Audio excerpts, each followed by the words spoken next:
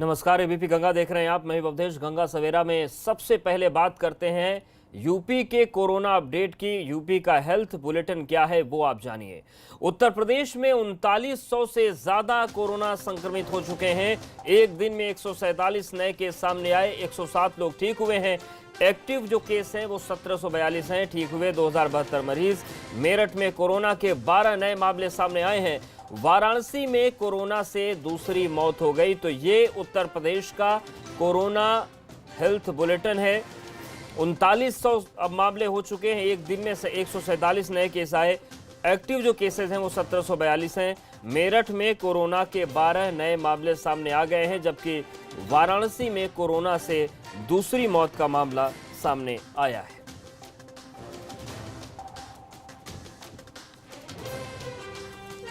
तो जो कोरोना का संक्रमण है वो लगातार बढ़ रहा है और वाराणसी में कोरोना से दूसरी मौत हुई है। मेरठ में भी आंकड़ा लगातार बढ़ रहा है और एक दिन में बीते 24 घंटे की बात करें तो 147 केस सामने आए। हालांकि 100 से ज्यादा लोग ठीक होकर घर भी गए हैं। मेरठ में कोरोना के 12 नए मामले सामने आए हैं। मेरठ के जो मेडिकल कॉलेज है उसके प्रिंसिपल को हटाया भी गया है। हालात नहीं संभल रहे थे उसके मद्देनजर।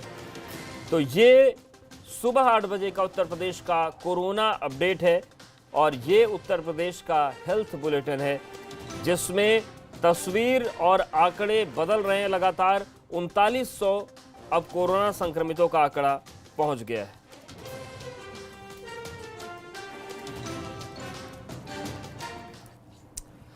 और बड़ी खबर बहराइच से भी है, जहां पर बहुत बड़ा सड़क हादसा हुआ है। बेकाबू होकर मजदूरों से भरी गाड़ी पलट गई। हादसे में 60 से ज्यादा प्रवासी मजदूर घायल हो गए। दर्जनों मजदूरों की हालत बहुत नाजुक है। महाराष्ट्र से बहराइच आ रहे थे सभी मजदूर। तो ये इस वक्त की बड़ी खबर। बहराइच में एक बहुत बड़ा सड़क हादसा हुआ है। इससे पहले हमने आपको जालौन की तस्वीर दिखाई थी, लेकिन अब बहराइच से भी सड़क हादसे की सूचना आ रही है। बेकाबू होकर मजदूरों से भरी एक गाड़ी पलट गई और हादसे में 60 से ज्यादा प्रवासी मजदूर घायल हैं। और ये भी जानकारी मिल रही है कि दर्जनों मजदूरों की हालत बहुत नाजुक है। महाराष्ट्र से बहराइच ये सभी मजदूर आ रहे थे। तो लगातार महाराष्ट्र से बड़ी संख्या में मजदूर आ रहे हैं, क्योंकि उनको वहां पर उस सुविधाएं नहीं मिल रही कि लॉकडाउन के दौर में वो अपनी जिंदगी जी पाए। लेकिन इसी कवायद में बार बार मजदूरों की जिंदगी खतरे में पड़ रही है। और बड़ी खबर बहराइच से, जहां पर एक बहुत बड़े सड़क हादसे की खबर है। बेकाबू होकर मजदूरों से भरी जो गाड़ी थी वो पलट गई। हादसे में 60 से ज्यादा प्रवासी मजदूर घायल हुए हैं, जबकि दर्जनों मजदूरों की हालत नाजुक बताई जा रही है। महाराष्ट्र से ये लोग चले थे बहराइच के लिए, लेकिन सड़क हादसे का शिकार हो गए।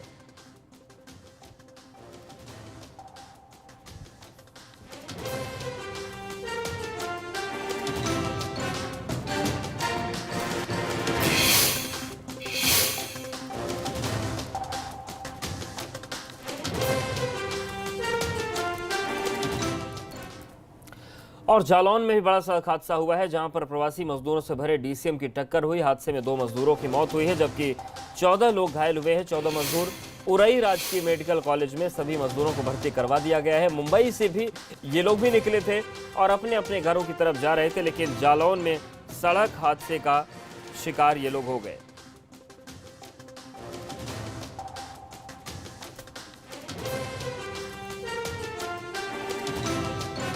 तो जालौन में भी एक सड़क हादसा हुआ है और यहां पर भी जिंदगी मजदूरों की ही संकट में फंसी। 2 मजदूरों की मौत हो गई, जबकि 14 मजदूर घायल हुए हैं, जिनको उरई के राजकीय मेडिकल कॉलेज में भर्ती करा दिया गया है। और ये तस्वीर घटनास्थल की हम आपको दिखा रहे हैं। यही वो जगह है जहां पर डीसीएम की टक्कर हुई किसी वाहन से और उसके बाद ये सड़क के नीचे जाकर गिर गया।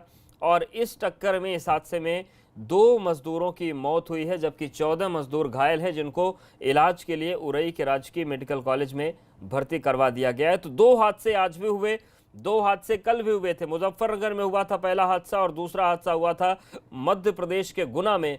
और अब ये तस्वीर देखिए, जालौन के बाद बहराइच से भी खबर आई, जहां पर दर्जनों मजदूरों की हालत बहुत गंभीर है। और जालौन की बात करें तो 14 मजदूर घायल हैं, जिनको अस्पताल में भर्ती कराया गया है, जबकि इस हादसे में 2 मजदूरों की मौत हो गई थी।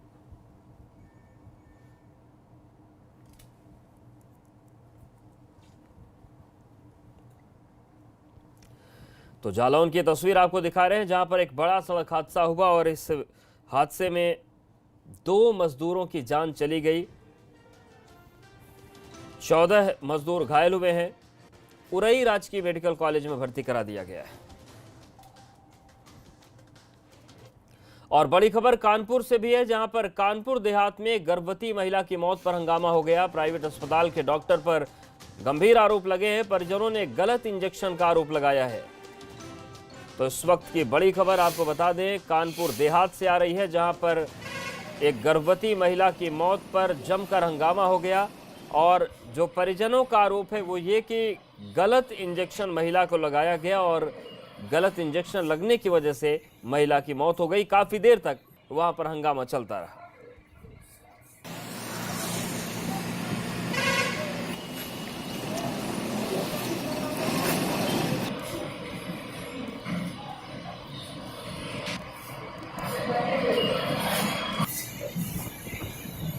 तो कानपुर देहात में एक गर्भवती महिला की जान चली गई। हालांकि जो परिजनों का आरोप है वो सीधे तौर से यही कह रहे हैं कि अस्पताल की लापरवाही है, गलत इंजेक्शन लगा दिया गया जिस वजह से महिला की मौत हुई है और उसके बाद जमकर अस्पताल के बाहर हंगामा हुआ। हालांकि अब क्या कार्रवाई होगी इसमें स्वास्थ्य विभाग की तरफ से, पुलिस की तरफ से देखने वाली बात है। लेकिन कानपुर देहात में एक गर्भवती महिला को अस्पताल में भर्ती करवाया गया था लेकिन उसकी मौत हो गई। पर परिजनों ने सीधा आरोप अस्पताल पर ही लगाया है, डॉक्टर्स पर लगाया है और परिजनों का कहना है कि गलत इंजेक्शन की वजह से महिला की जान गई है।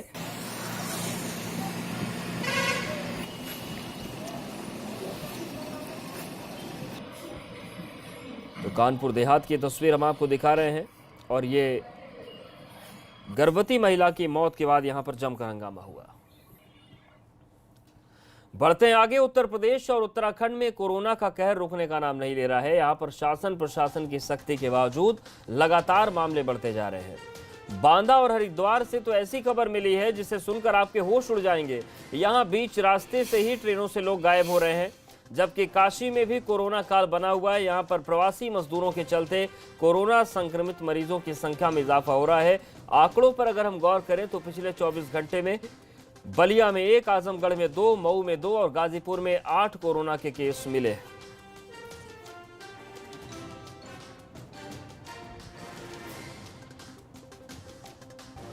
तो 24 घंटे में कोरोना के 13 सामने आए हैं मामले। और अगर वाराणसी की बात करें तो लगातार यहां पर प्रवासी लोगों के आने की वजह से आंकड़ा बढ़ रहा है।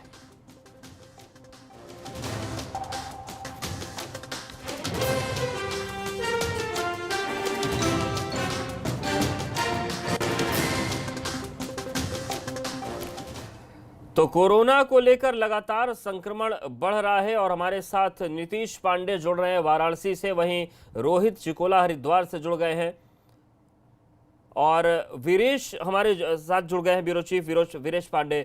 वीरेश जी, जिस तरीके की तस्वीरें बन रही हैं उसमें क्या माना जाए कि जो प्रवासी मजदूरों की संख्या आ रही उस वजह से कोरोना संक्रमण बढ़ रहा है या फिर हम कम्युनिटी स्प्रेड की तरफ जा रहे हैं? हो क्या रहा है? तमाम कोशिशों के बावजूद आंकड़े थमने का नाम नहीं ले रहे। देखिए, बहुत ही खतरनाक संकेत है। प्रवासी श्रमिकों के आने की बात बहुत दिनों से की जा रही थी, फिर वो प्रक्रिया शुरू हुई और उनको लाने के लिए ट्रेन और बसों से लोगों की लिए तैयारी किया गया और आना शुरू हो गया जी। लेकिन जिस तरीके से बांदा से ये खबर आई है कि 177 लोग ट्रेन से गायब हो गए, कब उतर गए, कहां उतर गए उत्तर प्रदेश में, ये एक बहुत बड़ा खतरा है। लोग कह रहे हैं, सरकार कह रही है, अधिकारी कह रहे हैं कि ये कोरोना के संक्रमित हो सकते हैं, ये कोरोना बम हो सकते हैं। किस रूप में कहां फटेंगे, क्या होगा, ये एक संशय की स्थिति बनी हुई है और बहुत ही खतरनाक संकेत है। जैसा कि हरिद्वार में भी ये मामला सामने आया, उत्तर प्रदेश के बांदा में ये सामने आया और एक दो जगह से और खबरें आ रही हैं जो अभी पुष्ट नहीं हो पा रही हैं, इसलिए हम अपने दर्शकों को नहीं बता रहे हैं। लेकिन 177 लोग बांदा जो ट्रेन पहुंचने वाली थी, श्रमिक ट्रेन, उससे गायब हो गए, बीच में उतर गए। कहां उतर गए? ये एक बहुत बड़ा खतरा है और बहुत ही खतरनाक संकेत है। अगर इस दिशा में प्रवासी श्रमिक जो अन्य राज्यों से आ रहे हैं वो बीच में कहीं उतर जाएं बिना उनका कोई मेडिकल चेकअप हुए, चूंकि उनको बेहतर तरीके से ट्रेन में रखा जा रहा है, और ऐसे में क्या स्थिति है और क्यों वो ट्रेन से उतर गए, ये एक बहुत ही, मैं बार बार कह रहा हूं कि खतरनाक संकेत है और इसकी तरफ सरकार को जरूर ध्यान देना चाहिए। बिल्कुल, सरकार को ध्यान देना पड़ेगा। रोहित का रुख कर लेते हैं, हरिद्वार से हमारे साथ रोहित जुड़े हुए हैं। रोहित, जो ट्रेन आ रही है इस वक्त उत्तराखंड में प्रवासी मजदूरों को लेकर, हरिद्वार में भी ट्रेन पहुंचेगी, वहां पर किस तरीके की स्थितियां हैं? क्योंकि अब 6 मामले नए सामने आए बीते 24 घंटे में उत्तराखंड में। मैं बताना चाहूंगा, जब से सूरत से जो ट्रेन आई थी और 1340 लोग उसमें आने थे, और जब हरिद्वार में काउंटिंग हुई तो उसमें से 1173 लोग मिले हैं और 167 लोग गायब हैं।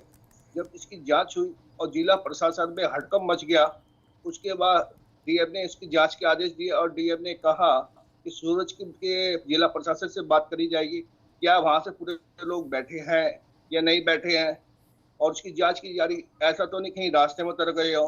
अभी हरिद्वार डीएम का कहना है कि इस मामले में सूरत सरकार से के प्रशासन से बात की जा रही है और रेलवे विभाग की बात की जा रही है। ऐसा तो नहीं कहीं रास्ते में कहीं ट्रेन रुकी हो, वहां से लापता हो गए हो। अब इसकी जांच की जा रही है और जांच में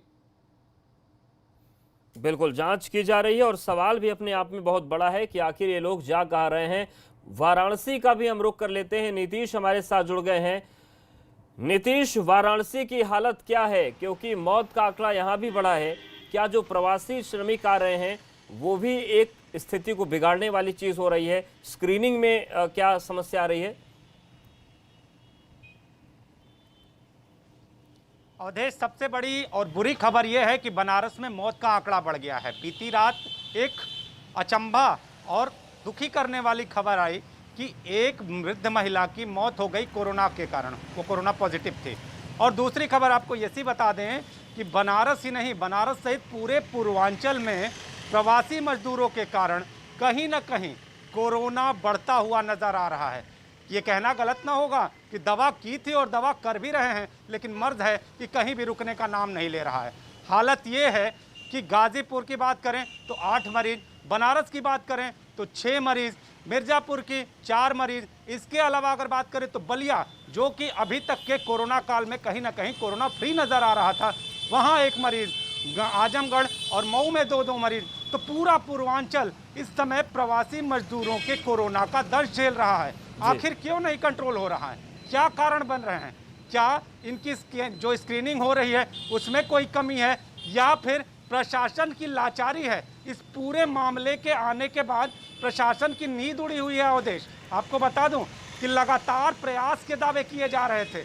जो मजदूर आ रहे थे ट्रेनों में सवार होके, उनकी प्रॉपर स्क्रीनिंग की जा रही है, उनके लिए व्यवस्था की जा रही है, ये सारे दावे किए जा रहे थे। लेकिन सच जब सामने आया है, सच सामने कोरोना के रूप में आया है, कोरोना पॉजिटिव के रूप में आया है। अगर साहब आपने स्क्रीनिंग की थी, अगर आपने इंतजाम किए थे, तो फिर पॉजिटिव कहां से हो गए? क्या जो मजदूर यहां से गए हैं उनके अलावा भी कुछ मजदूर पहुंचे हैं क्या?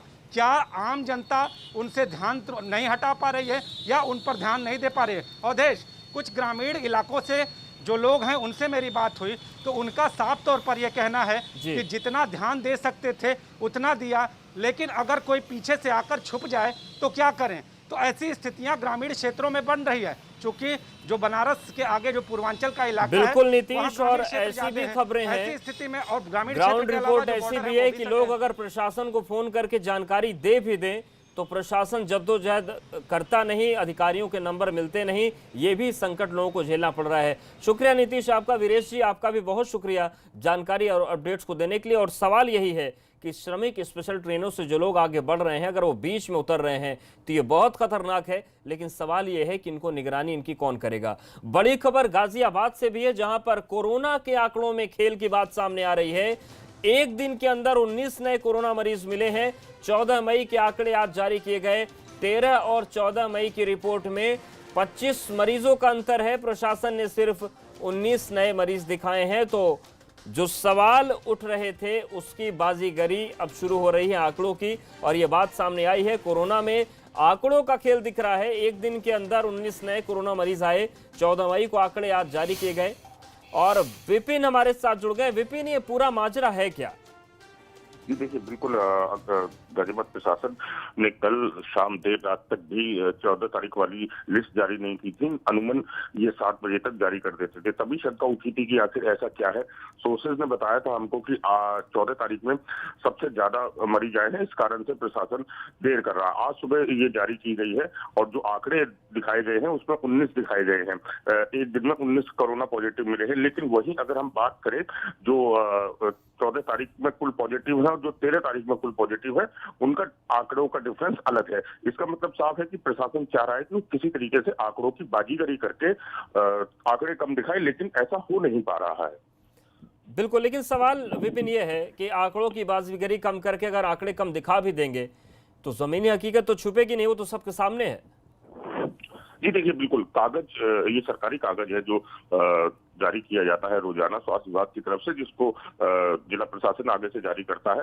उनमें जब आंकड़ों में फर्क दिख रहा है तो आखिर ऐसा क्यों कर रहा है प्रशासन, ये बड़ा सवाल है कि किस वजह से आंकड़ों की बाजीगरी कर रहा है। क्यों ये दिखाना चाह रहा है कि मरीज कम है, जबकि जो टेस्टिंग होनी चाहिए थी वो भी काफी कम है। इस पर भी लगातार सवाल उठ रहे हैं, लेकिन प्रशासन आंकड़ों की बाजीगरी करने में सफल नहीं हो पा रहा है। शुक्रिया आपका जानकारी और अपडेट्स को देने के लिए। और जौनपुर में भी मजदूरों के साथ हादसा हुआ है। बेकाबू होकर गड्ढे में एक ट्रक पलट गया। ट्रक में 40 लोग बैठे थे, महाराष्ट्र से आ रहे थे। हादसे में एक मजदूर की मौत हुई है, कई लोग अभी दबे हुए हैं। तो ये इस वक्त की बड़ी खबर। जौनपुर में भी हादसा हुआ है। तो ये तीसरा हादसा है आज का।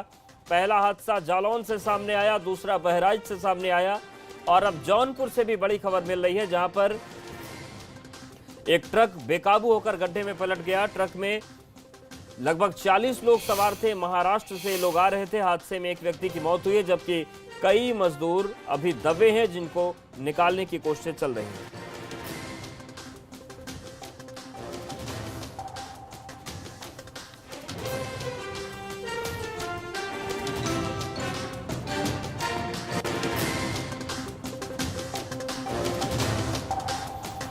तो जौनपुर में एक हादसा हुआ है जहां पर एक ट्रक पलट गया। 40 लोग इसमें सवार थे और सारे लोग महाराष्ट्र से वापस लौट रहे थे, लेकिन हादसा हो गया जौनपुर में।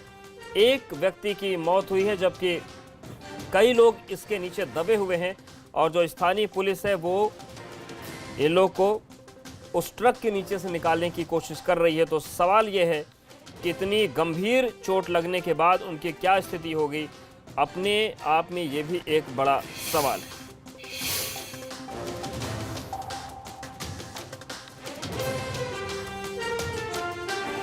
तो बड़ी खबर जौनपुर से, महाराष्ट्र से ट्रक में सवार होकर लगभग 40 लोग आ रहे थे, लेकिन ये ट्रक पलट गया और एक व्यक्ति की मौत हुई, लेकिन कई लोग अभी इस ट्रक के नीचे दबे हैं। उनकी क्या स्थिति है, अपडेट देंगे आपको। और यहां पर वक्त एक छोटे से ब्रेक का है।